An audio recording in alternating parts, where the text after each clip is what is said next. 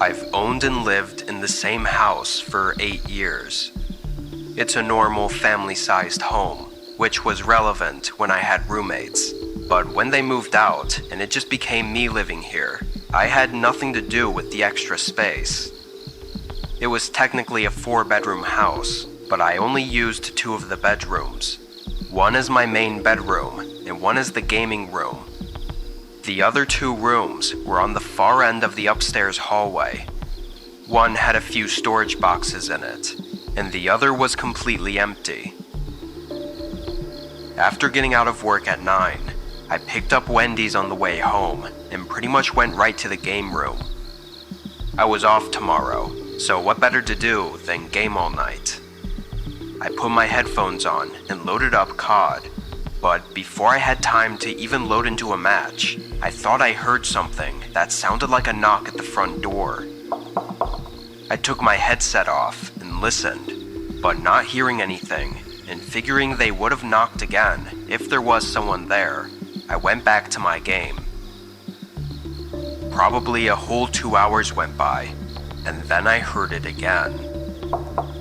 It sounded like either a knock or a door closing or something like that. But with my headphones on and with my room door closed, it was way too quiet for me to tell. I got up and opened the door, looking out into the hallway and waiting for that sound to come again. After a minute though, I went downstairs and looked out the front door. Nobody was outside my house, and everything seemed normal. Having been hearing these sounds though, I obviously made sure the door was locked before going back upstairs. To be a bit more cautious, I left my room door open this time, so if it happened again, maybe I'd hear it better. I put my headset back on and continued gaming. I played through a whole round, so like 20-ish minutes. As the game ended and I leaned back in my chair, a figure rushed past the open doorway just off to the side of my view. I immediately threw my headphones off and jumped from my chair. Horrified and unsure what to do, I just stared at the doorway. I didn't get the courage to finally move for several minutes. When I looked into the hallway though, and eventually the rest of the house, nobody was there. But the front door was unlocked again. When police came and investigated, it was clear that the person had been hiding and very likely living in the empty room. I hadn't been in there for weeks, or maybe even months, so all this time, they could have been just on the other side of the wall from me, and I had no idea. It's really scary to think about, especially if I'd happened to confront him. There's no saying what he would have done.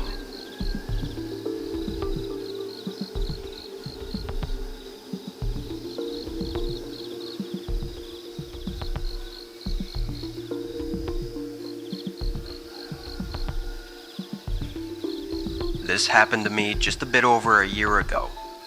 I'm 24 and have a townhouse in the suburbs. I live alone, which for me gets really boring, so I try to have friends over whenever I can. My closest friends come a couple times a week, and sometimes even sleep over to escape their parents' houses.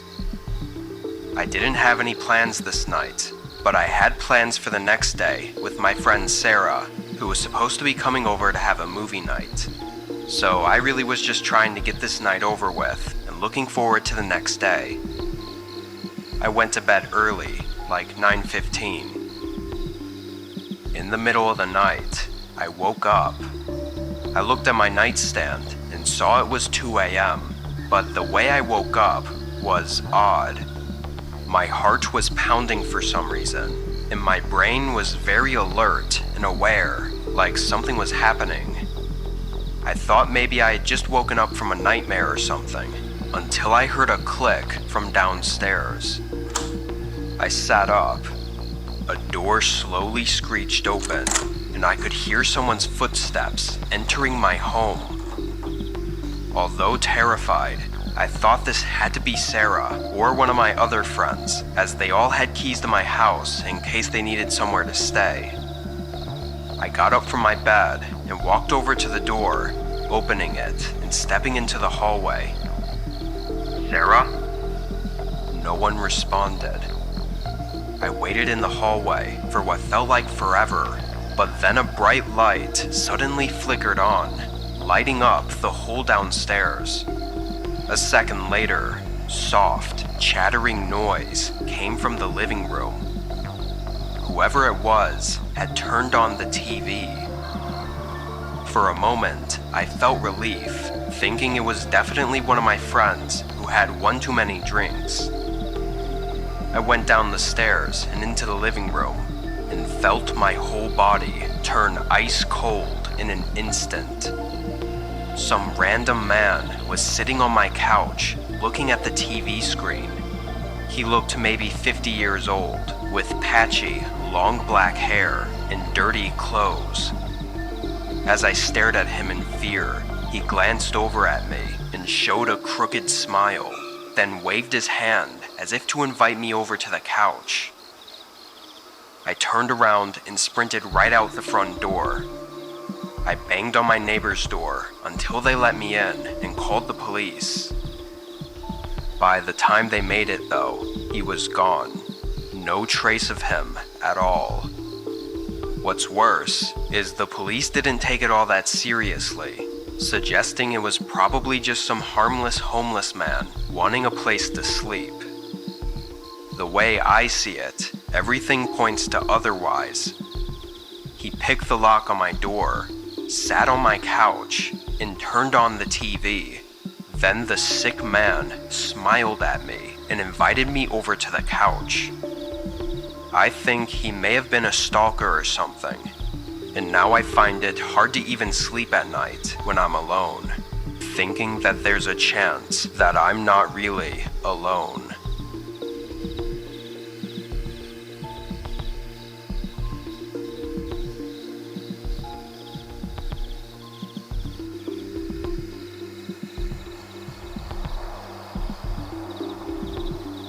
My friend Derek and I rent a house together. He's a pretty big partier though, and often stays out really late, or even sleeps over at others' places, so a lot of nights I have to myself. This was one of those nights where Derek was out at the club or something, so having the night alone, I brought out a couple cans of beer to our front porch and sat on the swinging bench we had set up. It was nice weather out, and with it being nearly midnight, most people were sleeping, and the neighborhood was pretty quiet. After being out for a little less than an hour, a person came walking down the street in front of the houses. He looked like a large guy and had a sweatshirt on with a hood over his head, but something was off about the way he was walking. He was very stiff, like only his legs were moving and his whole upper half wasn't. When he got up to the part of the road my house was in front of, he stopped and looked over at me. I waited a few seconds for him to say something, but he didn't say anything. He just stood there in the middle of the road, right in front of my house, and looked at me. "Hey buddy, you need something?" He stayed quiet for a moment, then started walking up my driveway. I stood up from the bench and yelled at him to leave, but once I realized he was getting pretty close, I hurried inside and locked the door behind me. I then watched out the peephole as the guy came right up to the door. He waited for another second before pulling out something from under his sweatshirt. It was hard to see from the small view I had, but it looked like maybe a hammer or a crowbar or something. Once I saw that, I knew what was likely about to happen. I ran upstairs and locked myself in the bedroom, dialing 911 and trying to be quiet. I could hear the wood splintering off the door downstairs as I pleaded with the operator for help. Then there was a loud thud and silence. the broken door swaying on its hinges was the only sound. I waited anxiously, only assuming that I'd hear the guy's footsteps approaching the bedroom door at any second. But seconds turned to minutes until I heard a cop car pull into my driveway. I thought about running down to the officers, but the operator suddenly told me through the phone to stay where I was and wait for the cops to get to me, so I sat back down. 30 seconds later, I hear one of the officers walking up the stairs, followed by them shouting and firing off a taser. The guy had been standing right outside the bedroom door, as if he was just waiting for me to open it. He was arrested and apparently was very drunk, but I have no clue who he was or why he did what he did. As far as the officers have told me, the guy wouldn't even say why he was walking down the road or what he was even doing there. All I know is if I had opened that door, it would have been the last thing I ever did.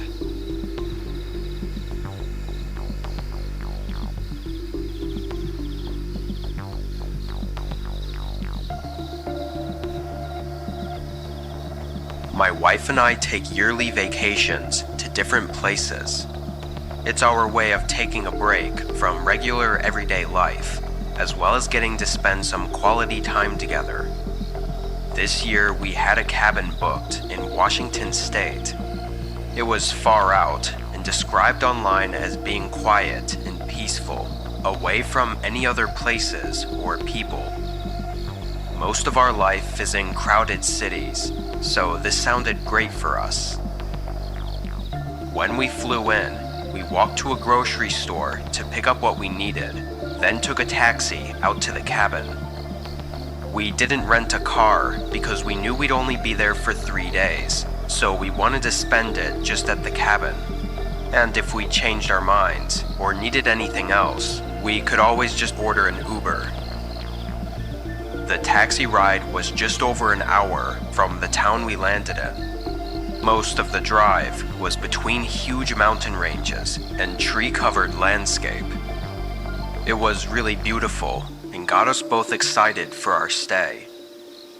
Then at just about 7 p.m., we arrived at the cabin. It was completely alone in the middle of the forest.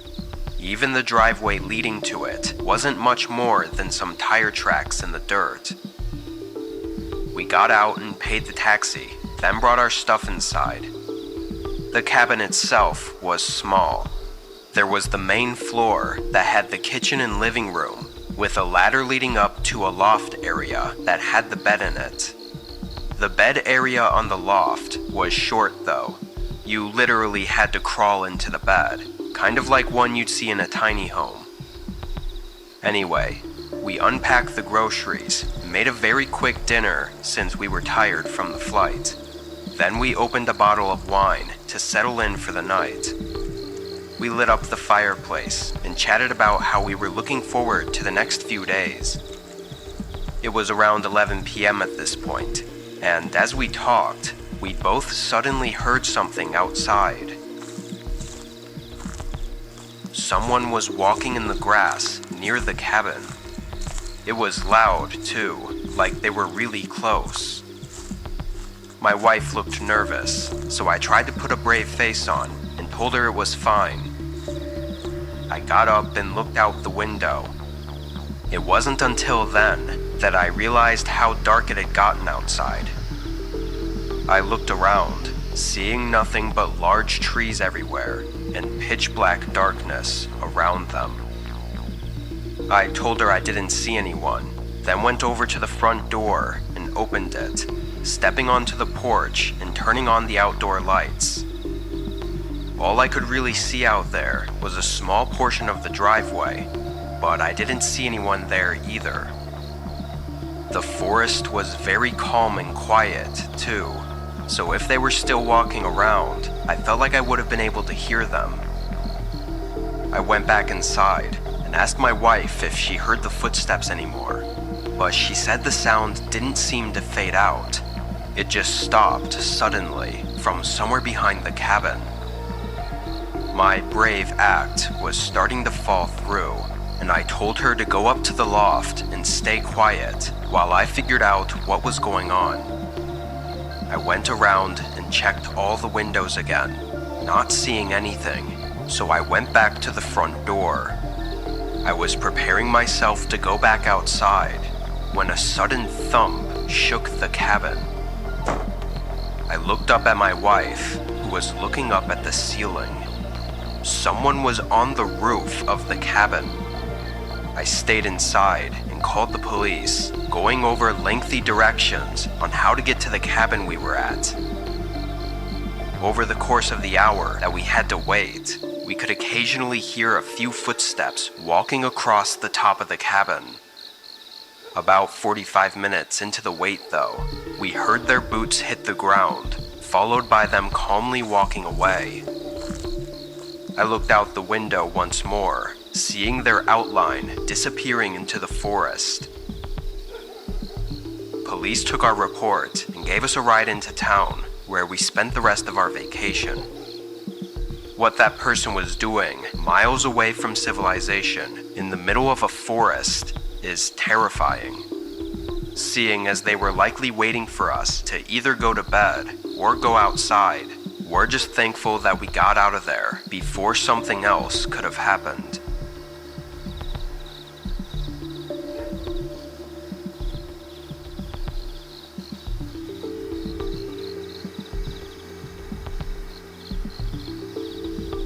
I'm an only child and grew up in a small town.